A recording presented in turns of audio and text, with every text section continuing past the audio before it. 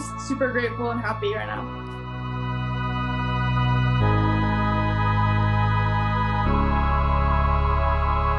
Back again, I use my back against the wall. Here with breaking news, the Supreme Court has just issued a ruling on the NCAA and compensation for college athletes. The High Court has ruled the NCAA was violating antitrust law by capping what student athletes can receive by way of education-related gifts and benefits. Athletes who long have complained that even coaches, commissioners of leagues have been making millions of dollars. Meanwhile, they have been limited only to their tuition, room, and board, and a very limited, modest $5,000 cap on things like computers, paid internships, study abroad, musical instruments. Never count on y'all, always count on God. He's done miracles on me. He's done miracles on me. He's done miracles on me. He's done miracles on me. Well, the justices did not take on the big question, which a lot of people are arguing about. Should college athletes just be paid a salary? They work incredibly hard. They make lots of money for a lot of colleges and universities. Shouldn't they get some salary, some amount of money? The court didn't reach that because they were only addressing a lower court opinion. College athletes had sued the NCAA, saying these limits on education-related expenses that Devin was just talking about aren't fair. And that's as far as they went. In terms of sports, we're really talking about the two real main sports that are the huge money drivers, football and basketball. Back again, I use my back against the wall. Never caught on y'all, never count on y'all, always count on God. Be different standards for different sports as well. Case in point, I know from covering tennis that there have been a high number of international tennis players who happen to be from European countries allowed to have college scholarships while playing for universities, even if they have previous professional experience. But the NCAA doesn't get all over universities for tennis because those aren't money drivers. So it isn't just simply about the overarching conversation in terms of how does this impact players or impact college athletes, but it's also about how the NCAA picks and chooses when to enforce these rules based upon the sports and the profitability. College coaches are among the highest paid employees in 39 of the 50 states. Of amateurism was really based in a gentleman's understanding of what constituted an athlete, and really exists nowhere else in the world right now. And the notion that this was for athletics has been pointed out, as LZ just pointed out, it's kind of a sham in many ways. This is an antiquated notion. Their other claim is that fans will reject college sports. Impact how schools go about recruiting student athletes.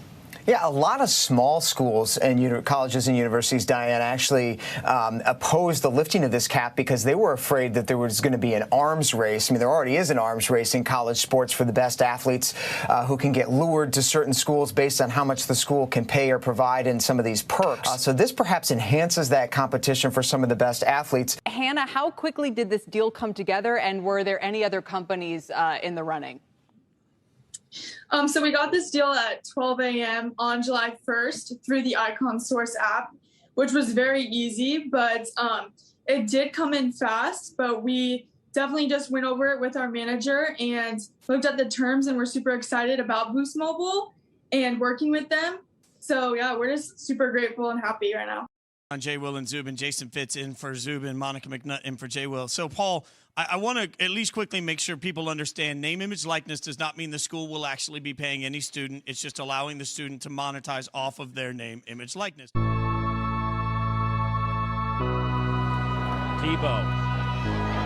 looking, nowhere to go. He will run it to the 20, break a couple of tackles. Newton drops back, avoids the pressure. Still on his feet. Back again, I use my back against the wall. Never caught on y'all, never count on y'all, always count on God. He's done miracles on me. He's done miracles on me. He's done miracles on me. He's done miracles on me. Live ball turnover is a key. He's done miracles on me.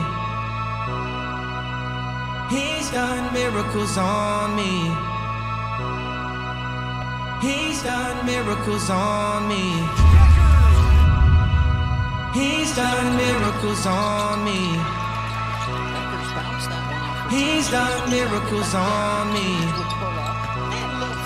For the athletes, amazing for the athletes. You finally get paid for being you. You can get paid for your name, your likeness, your image. It is terrible for the sport.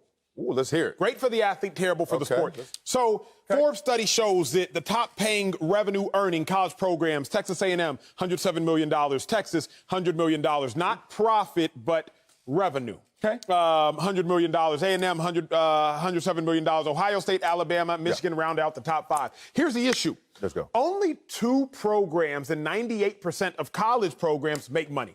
Football, basketball. Because of Title IX, however, though, Sel, if you pay the football player, you also got to go play the men's soccer player. If you pay the basketball player, you also have to pay the rower, even though the rower and the soccer player are losing money. Yes. So as a result, the football player is taking an unfortunate L. Took one at Texas. I couldn't get paid because Texas football had to keep all the other programs afloat. That ain't fair to me. Mm-hmm. However, at least now they're saying, hey, Acho, eat what you kill. Yeah. Kill what you eat. Yeah. As long as you can make some bread, I'm not going to stop you. While in a perfect world, and you see your boy, they were selling my jersey, Sel. They were selling my jerseys on campus in the coach. The masses pay for everything on margins. That's why we give free swag. Everywhere we charge the rest of the student body, and then that's where you get more. Here's another way. Ticket sales just go up $2. Mm-hmm. Now, there's so many ways where the money's...